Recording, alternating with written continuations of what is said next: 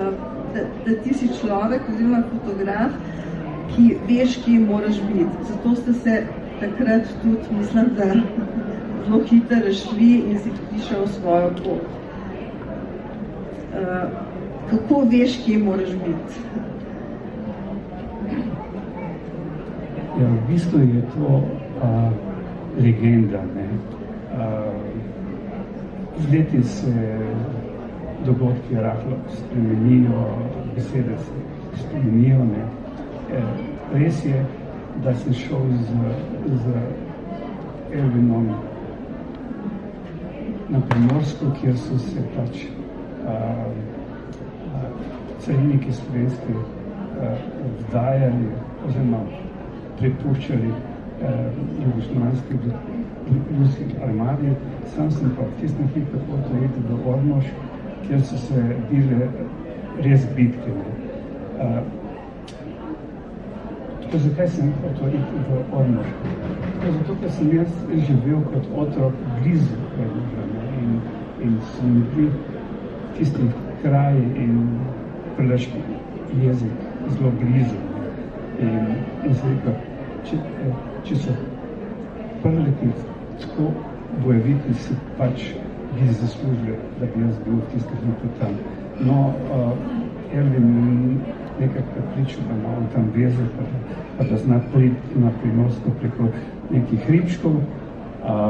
No, in pač od takrat naprej sem svojo katerco sam hodil, če govoriva samo o vojni, pač od tega prizorišča do naslednjega. Lahko sem v bistvu v enem dnevu zamenjal tudi več prizorišč. Vedno sem imel vključen radio in če sem kje kaj dogajalo, sem šel recimo tudi iz Dolenjske v Dravograd, potem iz Dravograda preko Avstrije, Gradgorno in tako naprej. Tako da pač je pa res, da v bistvu nisem imel nobene naloge, kar se tiče službe moje, kam bi rabo iti. Nobenega potnega naloga ni bilo, kam naj grem. Nobenih kilometrov se nismo obračunali, ampak smo spontano delali vse. In v bistvu sem jaz rekel, to je moja dežela, to vojno hočem jaz slikati. Nisem pa niti za milimeter stopil preko meje na Hrvaško ali pa v Bosno, kajti tu sem ostal živ, tam pa po mojem 5 minut ne bi imel možnosti. Tukaj so streljali preko mene, tam bi pa v mene, ker tam so dobili tudi plačeno tako za vsakega novinarja, ki ga ubiješ, dobiš 100 mark. Tukaj je le bilo malo bolj, kako rekel, ja, vojna, ampak pač so spoštovali nekatere zakone vojne. Ampak tako tvoje knjige in fotografije govorijo o tem, da si tudi v drugih trenutkih, jaz nisem mislila samo v teh 10 dneh, vedel, kje moraš biti. A je tle intuicija, znanje, izkušnje? Ja, tako na koncu sem res izpilo moje delo. In sicer tako, da sem si kupil eno majhno aluminijasto lestev, tako da sem v bistvu bil vedno nad glavami demonstrantov, recimo, če govorimo pač o demonstracijah. V bistvu sem demonstracije fotografiral od leta 1968, kar ko sem prišel iz Šolta, zdaj smo imeli neko skupinsko razstavo v Šoltovu in do sedaj bi lahko rekel. V knjigi so povzete pač demonstracije od leta 1968 do 2020. Tako bom rekel, vedeti, kje moraš biti, nekega zakona ni. Zdaj v bistvu iščeš vedno neke podobe, ki se jih splača zabeležiti za zgodovino. In jaz sem tu vedno bil zelo radoveden. Hotel sem slikati čim več, slikali smo seveda dopred nekaj desetletij na filme in zato sem raje slikal na slabše filme, kjer sem dobil recimo 3 filme za enega Ilfoda, Kodaka in tako da sem lahko več prizorov poslikal. Takrat niti vedel nisem, tako da bo vsak prizor bo imel neko zgodbo iz preteklosti. Kako so ljudje bili oblečeni, kakšne napise so imeli, kakšno energijo so imeli na demonstracijah. Tako da sem skušal vse to zajeti, jasno pa, da pač vidi fotograf na demonstracijah je na eni strani prijetna zadeva in v bistvu je nek happening, če se ti strinjaš s temo, za katero demonstrirajo. Tako po drugi strani pa, če sem fotografiral recimo demonstracije, s katerimi se nisem strinjal, sem pač opravljal samo svojo fotografsko novinarsko dolžnost, ampak kljub temu sem skušal tako zajeti čim več dokumentov, pač fotografskih zapisov, slik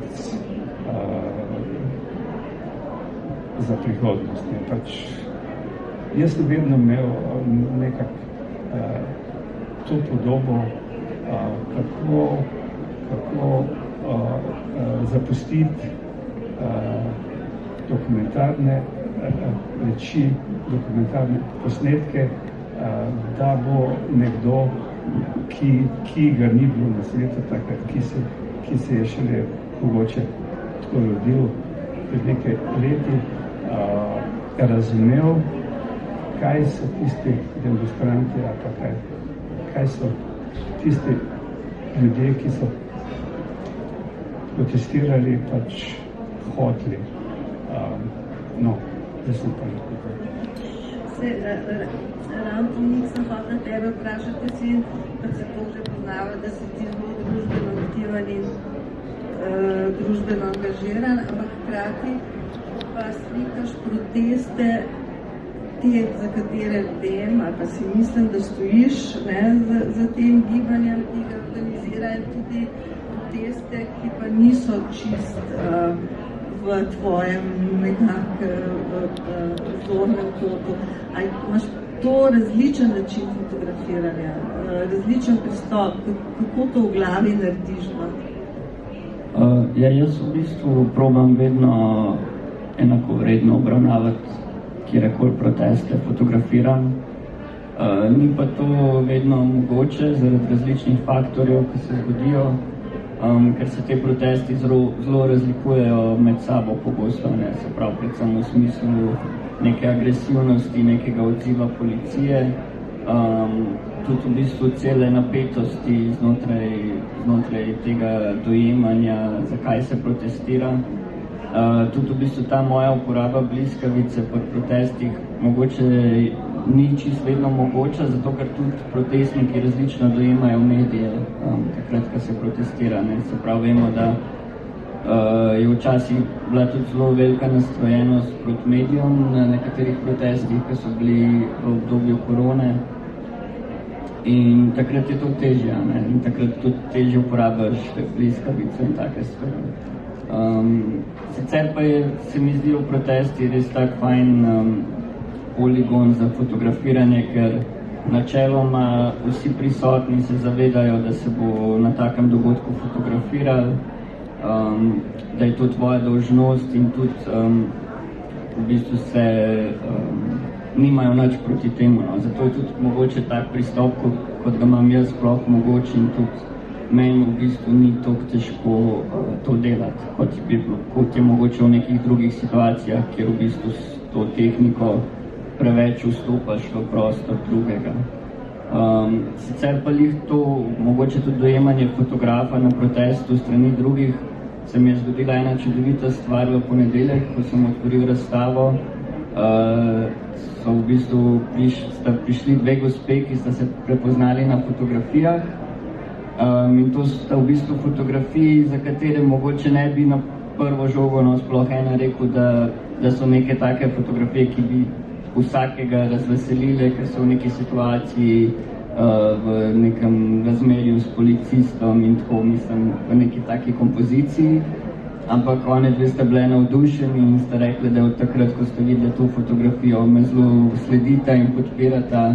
In pol smo naredili eno skupno fotko in tudi jaz sem imel te fotke seveda z veseljem poslal, tako da se mi zdijo neke take malenkosti, ki se zgodijo v fotografiji, ful lepa stvar.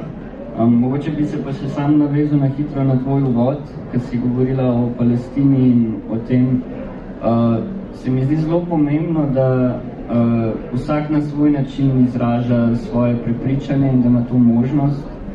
Ni to samo fotografija ali pa samo protest, pač to sem tudi povedal v uvodu v svojo razstavo, da se mi zdi prav, da vsak posameznik se zavzema za mir in da to izraža na svoj način in tudi se strinjam s tabo, da so socialna omrežja zelo močno pripomogla k temu, saj upam, da je temu tako ta pritisk. Vemo tudi, da mnogi, ki se izpostavljajo, so zato na nek način bolj kaznovani, tudi fotografi iz Slovenije, ki imajo še veliko večji doseg kot jaz, sem se pogovarjal in so dejansko dejali, da so potem dobivali grožnje in take stvari, tako da sigurno ni lahko, je pa prav. Torej, jaz mislim, da kot je bilo že omenjeno, fotografija v zadnjem času seveda zavzela družbene medije, socialna omrežja, ki so postali seveda nov medij ozaveščanja družbe in dosegajo tako rekoč zelo ali pa doslej najširši krog občinstva. Zato je toliko bolj pomembno pravzaprav, da imamo in kvalitetno fotografsko poročanje iz teh dogodkov, kot tudi znanje vizualnega branja teh fotografij.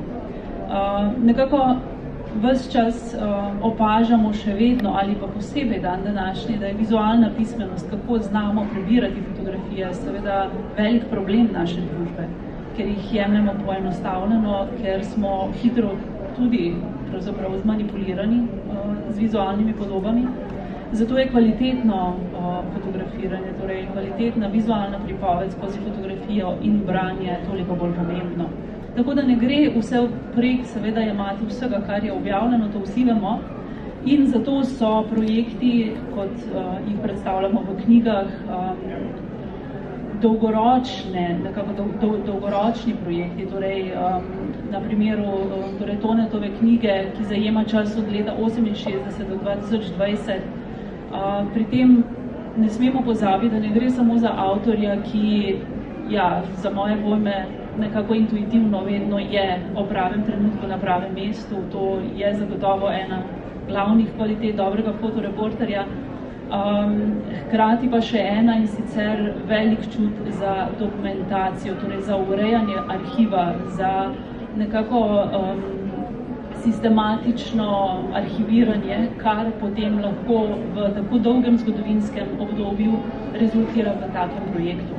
In torej pristop, ki ga denimo Tone ima, in moram reči, da je verjetno najuspešnejši pravzaprav pri tem med fotografi, ki jih poznam prav v tem momentu, res sistematičnega hranjenja svojih fotografij, ki se skozi čas potem v obliki neke sinteze lahko pokažejo kot mejniki časa, kot zgodovinski vizualni spomin naše družbe in so zato seveda tako zelo pomembni. Da je torej fotografska dejavnost v nekem družbenem dogajanju, kakoršnemu smo bili priča v torej 2 letih v času epidemije in pa nenazadnje tudi prejšnje politične opcije, ki se jih vsi zavedamo, torej, in smo jim bili priča tako morda osebno na protestih, morda na družbenih omrežjih spremljali, morda seveda zdaj gledamo nazaj fotografije. Zakaj je to zelo pomembno, da dajemo razmislek v tako obdobje, v neko dokumentacijo, ki je v tem času nastala, predvsem zato, da se zavemo, kako se družba spreminja tudi. Denimo, ko smo predstavljali to knjigo maja 2021, je Mladen Dolar, pisec enega od uvodnikov, izpostavil, da se je treba zavedati, da v 50 letih beleženja Tonetovega beleženja protestov smo na koncu pravzaprav prišli do najbolj radikalnih dogajanj, do protestov, ki resnično v marsičem presegajo vse tisto, kar se je prej dogajalo od leta 68 naprej, in da se je treba tega zavedati. In ti vizualni dokumenti nam pri tem seveda ogromno pomagajo, poleg tega, da seveda izgrajujejo naš kolektivni spomin. Njihova fotografija, prostor v muzeju, v knjigi, kaj je bilo tisto, kar je prepričano, da je to treba narediti. Ja, takole, jaz prihajam iz Muzeja novejše in sodobne zgodovine Slovenije, tako da naš muzej hrani najobsežnejši fond fotografij iz 20. in tudi 21. stoletja pri nas. Med drugim tudi fond oziroma fotografije mnogih fotoreporterjev in tistih ključnih dogodkov, ki so nekako zaznamovali našo zgodovino tega obdobja in tudi širšega okolja. Jaz sem z njim začela sodelovati leta 2021, nekako svojo fotografijo prav preko Instagrama me je pritegnil, ker je bila tako neposredna, ekscentrična, nek drugačen pristop k obravnavi teh protestnih gibanj, ki smo jih sicer takrat spremljali vsakodnevno nekako v medijih, pa vendar se me njegova fotografija dotaknila, ker na zelo poseben način izpostavlja neke zelo individualne zgodbe znotraj teh velikih množic. Tako da smo se takrat dobila, smo se pogovorila v tem ciklu, še nastojajočem seveda, in je padla ideja o razstavi. Zakaj? Naša naloga tudi muzeja je pravzaprav zgodovinjenje, beleženje dogajanja na način, da v svojo zbirko sprejemamo tako predmete, dokumente, kot tudi fotografije. In včasih na to pozabimo, ko se tako sredotočamo na neka pretekla obdobja izpred 30-40 let, pa rečemo, joj, to je bilo pa res pomembno, da imamo probati najdeti material od takrat. In pozabimo, da je treba pravzaprav tudi samo sodobnost zgodoviniti oziroma beležiti hkrati, ko nastaja.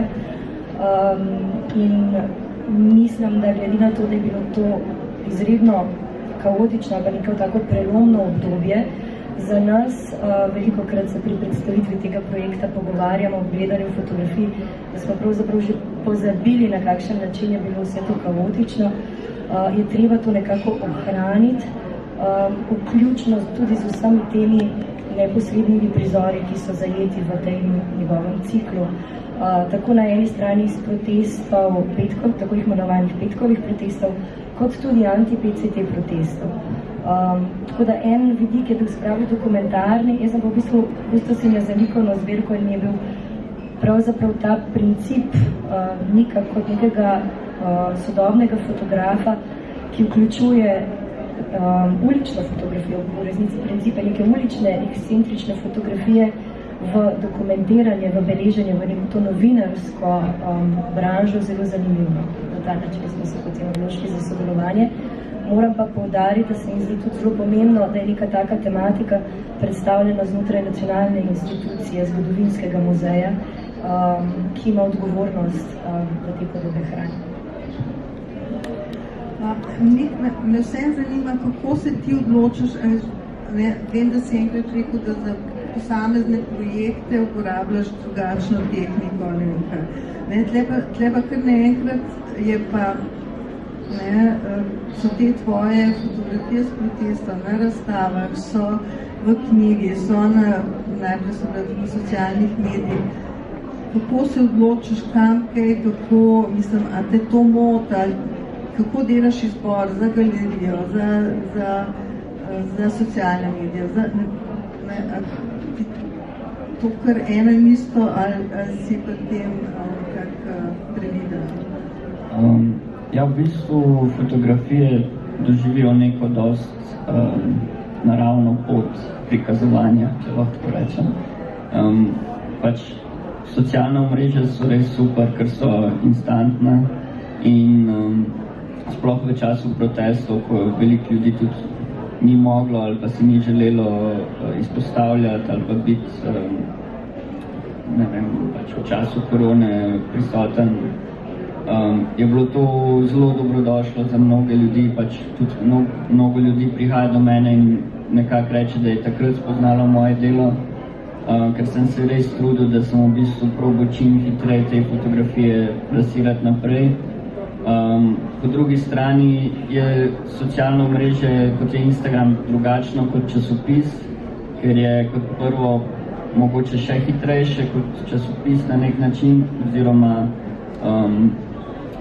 predvsem pa omogoča totalno svobodo avtorja, da pove točno tisto, kar si je želel, da v bistvu predvsem vizualno izpostavi tisto, kar si je želel, da na svoj način poveš zgodbo v neki sekvenci fotografij, ker kot opažam pri časopisih je ponavadi pač premalo prostora, da bi lahko vse to pokazal in se išče bolj neka simbolna fotografija, ki najbolj celovito pokaže celotno dogajanje, kar pa dostikrat ni istega učinka kot neka močna čustvena fotografija, ki v bistvu v zaporedju različnih fotografij pove določeno zgodbo. Tako da potem razstava ima spet svojo specifiko. Mogoče je to nekako še najtežje bilo meni vedno do zdaj postavljati razstave, ker ima to neko omejeno trajanje in tudi finančni vložki so kar visoki, se mi zdi vedno, glede na to, koliko časa se pač ta razstava lahko pokaže. Tudi zelo čisto poseben način branja fotografije in se mi zdi, da zato je to pomembno, da sodeluješ s tako dobrimi kuratorji kot je Tina, ki razumejo fotografijo in je stalno v komunikaciji z avtorjem in ga posluša in razume, zakaj je potrebno kvalitetno naprintati fotografije, jih okviriti in tako naprej. In tudi recimo zdaj, ko imam razstavo v mestni hiši, sem zelo vesel, da sem lahko to naredil tudi v neki formi lightboxov, ker se mi je zdaj zanimivo, da mogoče to svetlobo, ki jo jaz dajem v fotografijo, nekako seva nazaj. Hkrati pa tudi ta flash fotografija nekako izvira vse malo tudi iz modne fotografije, te lightboxi pa mogoče delujejo kot neki reklamni panoji, zato se mi je zdel, da ima to zelo veliko smisla in sem zelo vesel, da sem to lahko izvedel, tako da vas res povabim, da si ogledate še. Knjiga je pa itak moj najljubši medij, zato ker ostane za zmeri. Vsak si na svoj način razlaga knjigo, vsak si jo ogleda takrat, ko si jo želi, postavi si jo na mesto doma, kjer si to želi in je pač definitivno za mene pač daleč najljubši medij. Tudi pomembne stvari so, kot je kakšna je platnica, kakšen je von papirja, kakšen sev ima papir, kakšen zvok proizvaja, vse to so stvari, ki pač knjigo delajo toliko lepa, kot je, in ta zgodovinska vrednost, ki ostane v knjigi, mi res veliko pomeni. Tako da sem res neizmerno hvaležen, da mi je muzej to omogočil, ker to absolutno ni samoumevno in vem, da je bilo veliko truda vloženega v to in sem pač res hvaležen, da sem imel to priložnost. Je fotografiranje za tebe čustven dogodek, sam izbor pa je racionalno delo, pragmatično delo. Mogoče, kako poteka lahko izbor, ne vem, iz tvojih 10,000 posnetkov za neko knjigo, ki je vseeno kakor debela, ampak omejena. Kaj vodi pri tem izboru?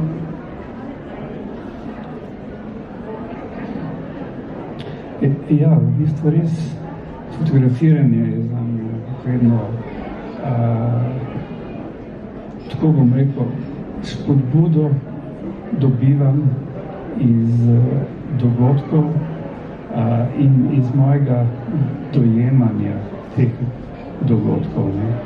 V bistvu je, ja, to je, če bi rekel, tako po hipijovsko, to je nek happening, kjer skušam zabeležiti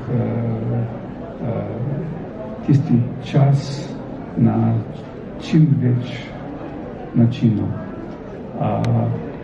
Zdaj pa, ko se pa spravim, recimo, ali pa ko poskeniram slike in jih izbiram, je pa v bistvu to izredno racionalno delo.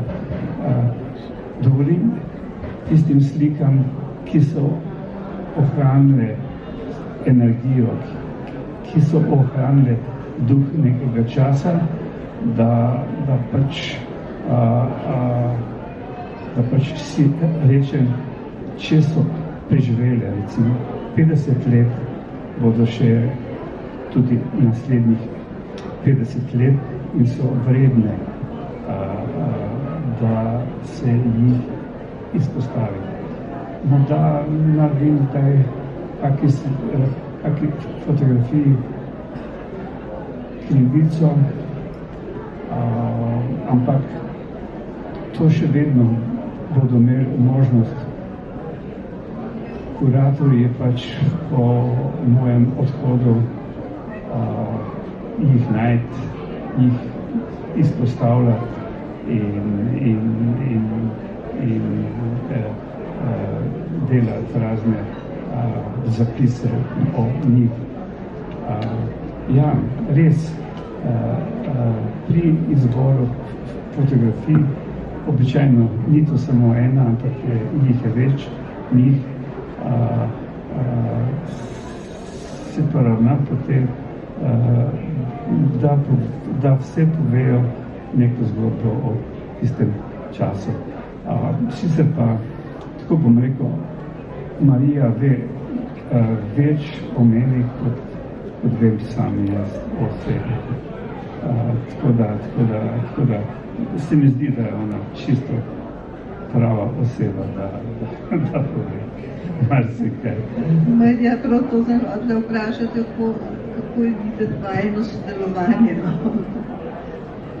Ja, torej, jaz moram povedati tudi seveda, da je ta knjiga išla v založbi Mladinske knjige in pod uredništvom Nataše Strlič, ki je tudi skrbnica zbirke v Muzeju novejše in sodobne zgodovine, torej Tonetove fotografije, in mislim, da je opravila veliko delo, predvsem, ker je bil proces, mislim, da težaven za vse, kajti resnično pokriti tako zelo dolgo obdobje, tako zelo intenzivnega dogajanja je bilo za vse res težko delo. Združi to v eni knjigi. Spomnim se tega covidnega časa, ko je Tone sistematično izbiral, zlagal fotografije, sedel z njimi, jim dajal to možnost, da se izkažejo kot preživele. In da, mogoče smo kuratorji tisti, ki včasih tudi posežemo vmes, da skušamo predvsem uveljaviti ta princip manj je več, ker enostavno to moramo narediti, zato smo tukaj. Včasih je za avtorja to zelo težko, prav zaradi tega, ker fotografija avtorja vedno povezuje z lastnim čustvom, ki se zgodi v času fotografiranja. Ampak mislim, da je Tone tudi pri tem pravzaprav zelo hvaležno delo, kajti ogromno je upravljenega na njegovi strani. Pozna svoje fotografije, razume jih, točno to, ker se navezuje na čustva v času fotografiranja, zna izbrati prave fotografije, ki tudi vizualno delujejo in predvsem tvorijo neko pripoved. Tako da na koncu je prišel pri tej knjigi do, mislim, da 568 fotografij, kar je seveda ogromna količina, ampak če pogledamo, kolikšen čas in koliko dogajanja pokrivamo, seveda upravičeno, tako velika številka in sreče je bilo to tudi mogoče. Sicer pa je s Tonetom tako, da mu je skoraj da težko slediti, še vedno intenzivno razstavlja. V tem trenutku mislim, da so nekje na okolju vsaj 3 razstave, v ponedeljek se odpira Punk v Cankarjevem domu, ravno kar je odprl Šolt na Dunaju, pa BMX v Muzeju novejše in sodobne zgodovine tudi, seveda. Skratka, in mogoče, skrivnosti pri njem je vedno veliko, še mene preseneti, tako da, ampak mogoče omembe vreden projekt, ki ga skupaj pripravljamo, pravzaprav vsi zelo kmalu za naslednje leto, skupaj z mojima kolegoma v galeriji Jakopič Julijo Hoda in Metodom Blejcem, pa je ravno pregled torej fotografij tega obdobja, teh 2 let, teh petkovih in drugih protestov v tem času, za katerega upamo, da bo združil med 20 in 30 slovenskih fotografov, ki so dovolj sistematično beležili dogajanje v tem času. In zdi se mi zelo pomembno pokazati različne pristope, različne generacije fotografov, morda tudi takih, ki niso povsem ali pa zgolj profesionalni fotografi, ki so v to dogajanje vložili nek oseben interes in fotografirali redno, sistematično, se vračali na proteste, bili prisotni, ki lahko ponudijo nek opus lastnega dela, ki bo predstavil to obdobje. In to, kar je Nik rekel, seveda razstave so pomembne, kontekstualizirajo, ampak knjige so tisto, kar ostane. Tako da načrtujemo seveda tudi knjižno publikacijo v zvezi s tem projektom, ki pa se ima seveda namen posvečati zgolj fotografiji kot mediju, ki zmore seveda kontekstualizirati in vizualizirati določen zgodovinski trenutek, in ji je potrebno dati to pomembno nalogo, da to lahko naredi. Kajti mislim, da ko bomo gledali nazaj, kot zdaj gledamo v leto 68, recimo zasedbo Filozofske fakultete ali pa drugih pomembnih dogodkov ob slovenski pomladi, bomo morda enkrat gledali tudi nazaj na to obdobje, ki se je nedavno zgodilo.